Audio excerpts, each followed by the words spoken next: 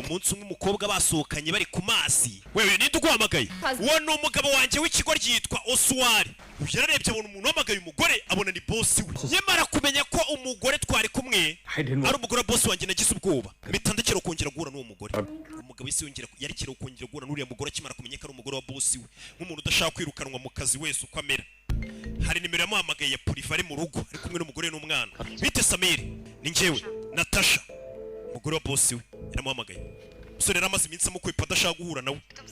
Ndashaka ko duhura. Ndabizi urahuze ufite n'ubwoba. Gusa umugabo wanjye ijoro araza kujya i Burayi. Nutaza kundeba ngiye ndazi wawe n'umugore wawe ambone Nyagasani.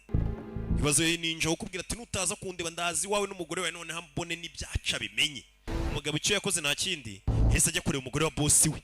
Yaramaze iminsi yaragaritse guhura nawe. Boss amenye ko wahuye n'umugore wari umukozi we. Namwe mwabagore mwe rero mudusuzuguza abakozi bacu.